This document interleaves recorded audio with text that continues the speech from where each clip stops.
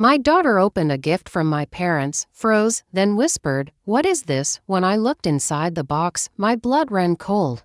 I realized my parents had been lying to me my entire life. And now they were dragging my child into their web of deception. It was supposed to be a perfect Saturday morning in late September. The kind of morning where everything feels exactly as it should be, where you catch yourself thinking that maybe, just maybe, you've actually figured out this whole adult life thing. I was 34 years old, standing in my kitchen in Millbrook Heights, New Jersey, wearing my favorite weekend uniform of yoga pants and an oversized sweater that had seen better days but was too comfortable to throw away. My daughter Sophia, who had just turned 8 the week before, was perched on one of our kitchen bar stools, swinging her legs and chattering about her upcoming soccer game. She was still in her pajamas, the ones covered with tiny rainbow unicorns that she'd insisted on wearing 3 nights in a row. Her dark curls were an absolute disaster, sticking up in every direction possible, and she had that slightly sticky look that 8-year-olds somehow achieve within minutes of waking up. Even before eating anything, "Mom, do you think Coach Martinez will let me play striker today?" she asked for probably the 5th time since she'd bounced into the kitchen 20 minutes earlier. "I've been practicing my kicks in the backyard. And Bailey thinks I'm getting really good." Bailey, our 3-year-old golden retriever, lifted his head at the mention of his name and gave his tail a lazy wag from his favorite spot by the sliding door that led to our small backyard. He'd been Sophia's self-appointed soccer coach, enthusiastically chasing after every ball she kicked, whether it was aimed at him or not. "I think Coach Martinez makes those decisions based on what the team needs," I said, flipping another pancake in the pan. It was Saturday tradition in our house. Homemade pancakes with whatever mix-in Sophia requested. Today it was chocolate chips and a light dusting of cinnamon, which she declared was basically like having dessert for breakfast, but healthier because pancakes are breakfast food. My husband Dylan looked up from his laptop at the kitchen table, where he'd been responding to what he claimed were just a few urgent emails, but what I suspected was him checking sports scores and reading articles about whether our local football team had any chance of making it to the playoffs this year.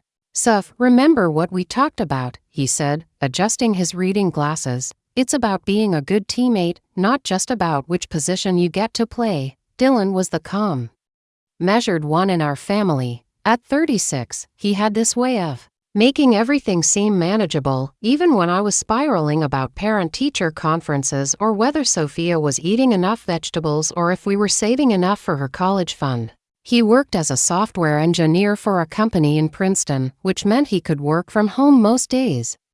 And he'd somehow mastered the art of being present for family time while still managing to meet all his deadlines. "I know, Dad," Sophia said with the patient tone that 8-year-olds use when they think adults are being unnecessarily repetitive. "But being a good teammate and playing striker would be even better."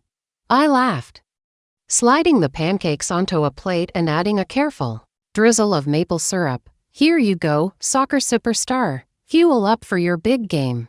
Our kitchen was small but bright, with white cabinets that we'd painted ourselves when we first bought the house 4 years ago, and a backsplash made of subway tiles that I'd installed with the help of several YouTube tutorials and more curse words than I care to admit. The morning sun was streaming through the window above the sink, casting everything in that golden September light that made me grateful we'd chosen this house, this neighborhood, this life. Millbrook Heights wasn't fancy, but it was perfect for us. Tree-lined streets where kids actually rode their bikes and neighbors knew each other's names. The kind of place where the elementary school still had a fall festival with homemade pies and a dunking booth, where the local coffee shop remembered your order, and where finding a parking spot at the grocery store was considered a minor victory rather than a miracle. I'd grown up about 3 hours away in Clearwater Valley, a small town in upstate New York where my parents, Vivian and Harold Blackwood, still lived in the same house they'd bought when they got married 37 years ago. It was a different world up there, slower and quieter, where everyone knew everyone else's business, and where my parents had somehow managed to become pillars of the community despite never seeming to have quite enough money to live the way they wanted to. Not that they ever talked about money directly.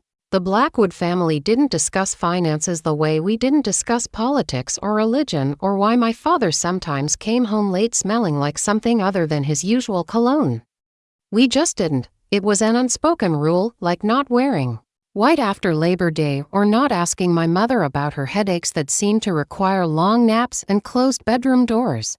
But despite all the things we didn't talk about, my parents had always been devoted grandparents to Sophia. From the moment she was born. They'd been the kind of grandparents who sent birthday cards with actual money inside. Who remembered to ask about school projects and soccer games, who visited for holidays and always brought thoughtful gifts. Mom, Sophia said around a mouthful of pancake. When are Grandma Vivian and Grandpa Harold coming to visit again? Probably for Thanksgiving, I said, starting to clean up the pancake batter. Why, do you miss them? Yeah, and I want to show Grandpa Harold my new bike tricks. Last time he was here, I could only ride with no hands for like 3 seconds. But now I can do it for a whole minute. Dylan looked up from his laptop again. That's because you've been practicing, kiddo. Hard work pays off. This was the kind of morning I'd dreamed about when Dylan and I first started talking about having kids.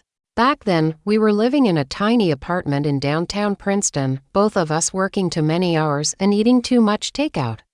Dreaming about a future that seemed both completely possible and completely impossible at the same time. I'd wanted the kind of childhood for my daughter that I'd only seen in movies and commercials. Saturday morning pancakes and family soccer games in the backyard.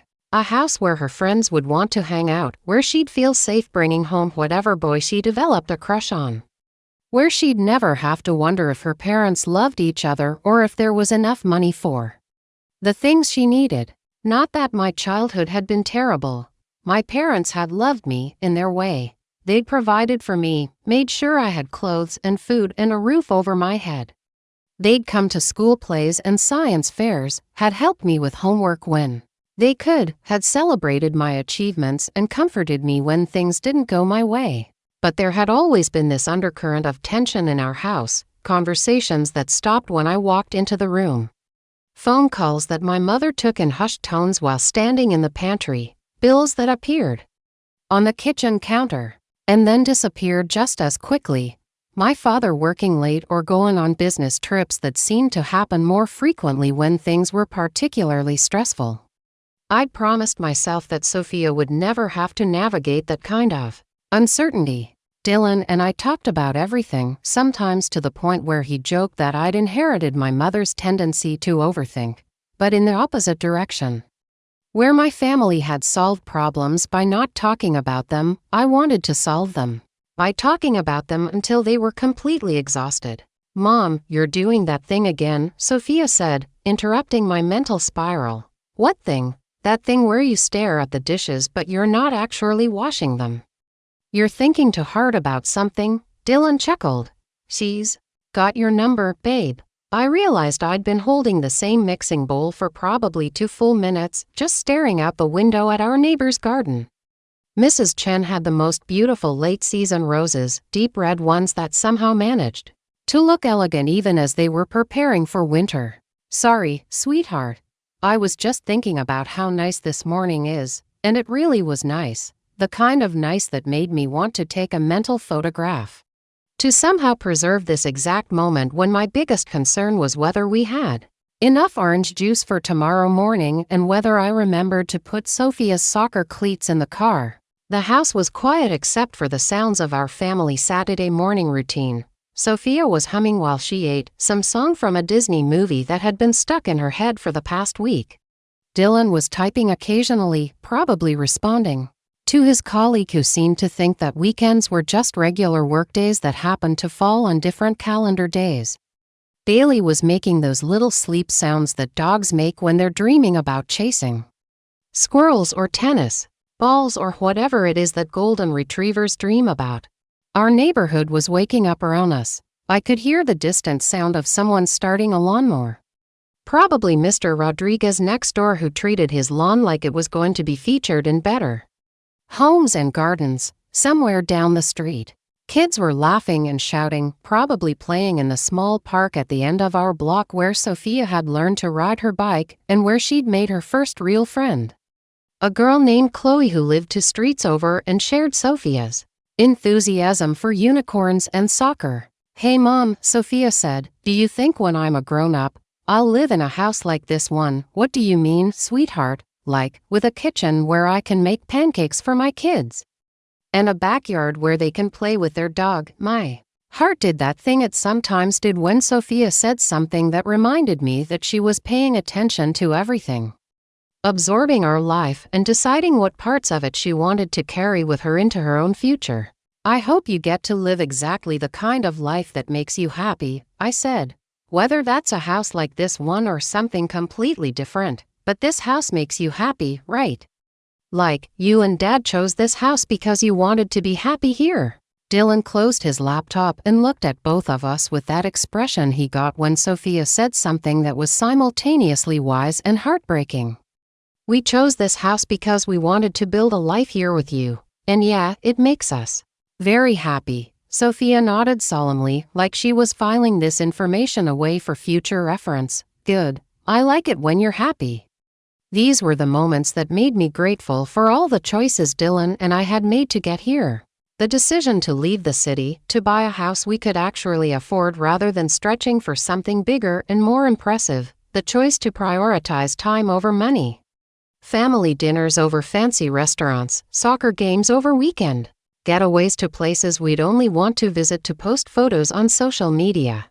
My parents had never quite understood our choices. They'd grown up believing that success was measured by how things looked from the outside. That happiness was something you achieved by accumulating the right house, the right car, the right clothes, the right connections. They'd never said anything directly critical about our little house in our middle-class neighborhood, but I could tell they thought we were settling. That we weren't ambitious enough, that we weren't reaching for the kind of life they thought we deserved. But sitting in our small kitchen, watching my daughter eat pancakes while making plans for her soccer game, listening to my husband hum along to whatever song was playing quietly from his phone, I couldn't imagine wanting anything different. "Mom," Sophia said suddenly, her fork pausing halfway to her mouth, "I think I hear a truck outside." I listened for a moment and heard the distinctive rumble of a delivery truck slowing down in front of our house. "Oh," Sophia's eyes lit up with sudden realization. "Do you think that's my birthday package from Grandma and Grandpa?" She'd been asking about it every day for the past week. My parents had called on her actual birthday to sing happy birthday and promised that her gift was on its way, but they'd been mysterious about what it was, only saying that it was something special and that they'd put a lot of thought into it. The doorbell rang, and Sophia practically levitated off her stool. It's here, can I go get it, please?" "Finish your breakfast first," I said automatically, but I was smiling. Her excitement was infectious. "But Mom, it might be something really amazing. What if they got me the art supplies I wanted? Or what if it's that book series about the girl who can talk to animals?" "Soph," Dylan said gently, "the package will still be amazing in 5 minutes. Eat your pancakes." But she was already wolfing down the remaining bites, her leg bouncing with anticipation.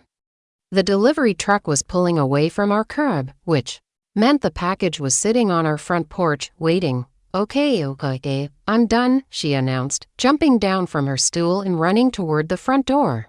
I followed her, still wiping my hands on a dish towel, expecting to find a typical grandparent gift. My parents had always been thoughtful about Sophia's presents. Last Christmas, they'd sent her a beautiful wooden jewelry box with her name engraved on it, along with a collection of books about strong girls throughout history. For her 7th birthday, they'd surprised her with art supplies and a beginner's pottery wheel that she'd mentioned wanting during one of their phone calls. They paid attention to what she loved, what she was interested in, what would make her feel special and valued. It was one of the things I appreciated most about my parents' relationship with Sophia, whatever complicated dynamics existed between me and them. They'd always been wonderful grandparents. The package was sitting by our front door, wrapped in cheerful birthday paper covered with rainbows and unicorns. Sophia's name was written across the top in my mother's careful handwriting, the same handwriting that had addressed birthday cards and thank you notes and grocery lists throughout my childhood. "Can I open it now?" Sophia asked, picking up the box and giving it a gentle shake. "It's not too heavy, but it's not too light either." "What do you think it is?" "I have no idea, sweetheart." "Why don't you open it and find out?" She carried the package into our living room and sat cross-legged on the carpet, carefully peeling away the tape at the edges of the wrapping paper.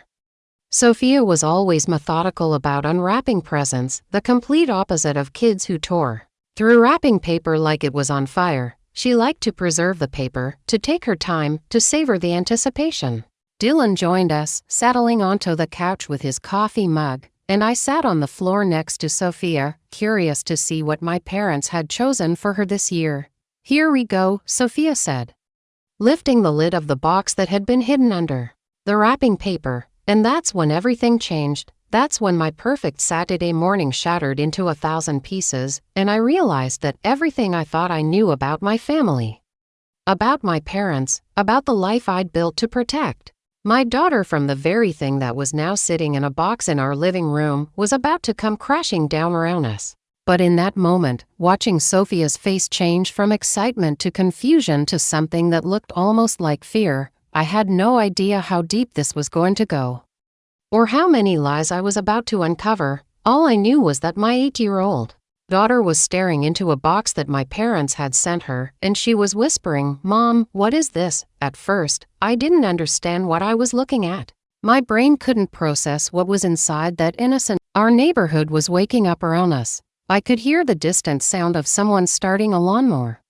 Probably Mr. Rodriguez next door, who treated his lawn like it was going to be featured in Better Homes and Gardens. Somewhere down the street, kids were laughing and shouting, probably playing in the small park at the end of our block where Sophia had learned to ride her bike and where she'd made her first real friend, a girl named Chloe who lived 2 streets over and shared Sophia's enthusiasm for unicorns and soccer. "Hey Mom," Sophia said, "do you think when I'm a grown-up, I'll live in a house like this one?" "What do you mean, sweetheart?" "Like, with a kitchen where I can make pancakes for my kids, and a backyard where they can play with their dog." My heart did that thing it sometimes did when Sophia said something that reminded me that she was paying attention to everything, absorbing our life and deciding what parts of it she wanted to carry with her into her own future.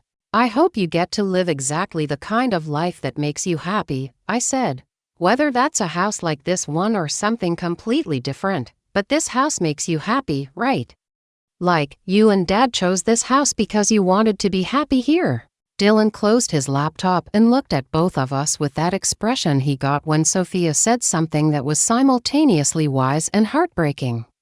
"We chose this house because we wanted to build a life here with you. And yeah, it makes us very happy." Sophia nodded solemnly, like she was filing this information away for future reference. "Good. I like it when you're happy."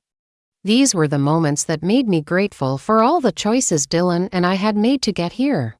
The decision to leave the city, to buy a house we could actually afford rather than stretching for something bigger and more impressive. The choice to prioritize time over money, family dinners over fancy restaurants, soccer games over weekend getaways to places we'd only want to visit to post photos on social media. My parents had never quite understood our choices.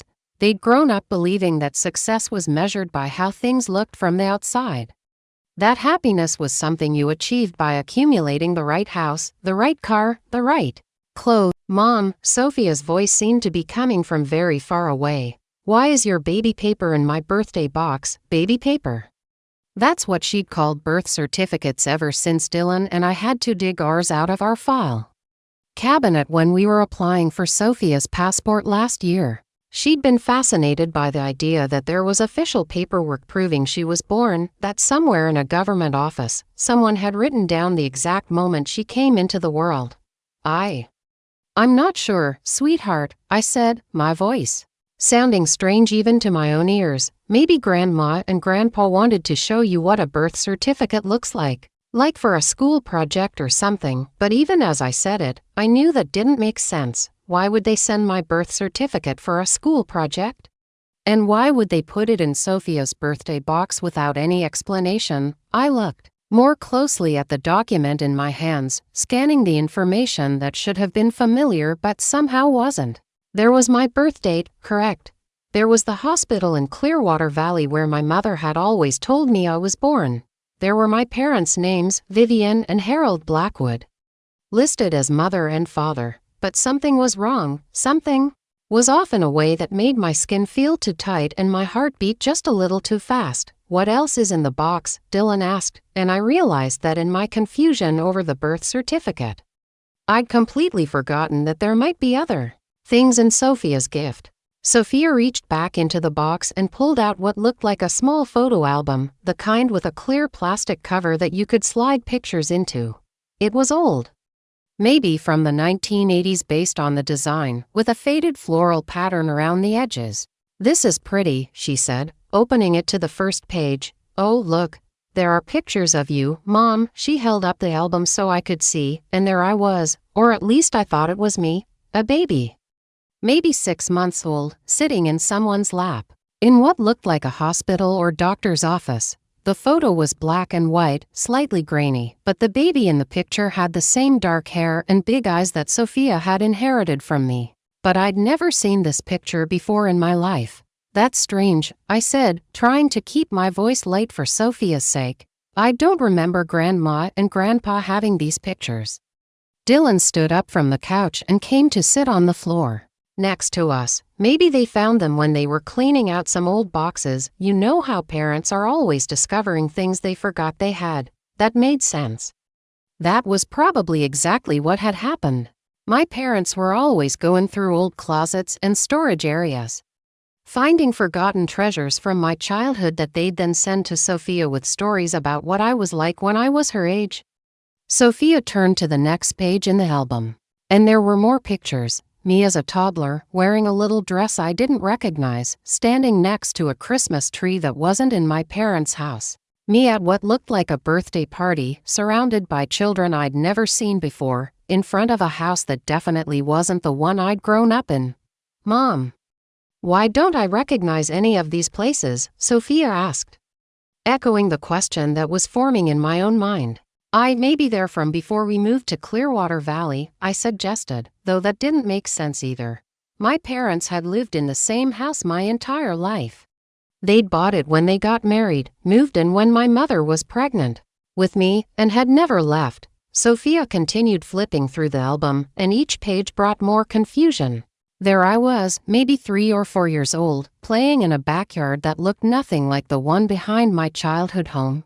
There I was at what looked like a school event, wearing a uniform I'd never owned, standing with a teacher I'd never seen before. "This is weird," Sophia announced with the blunt honesty that 8-year-olds are known for. "It's like looking at pictures of someone who looks just like you but isn't actually you."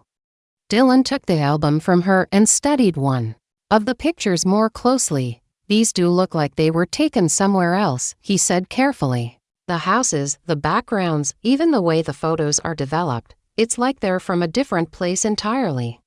I felt that strange disconnect you get sometimes when you're looking at something that should make sense but doesn't.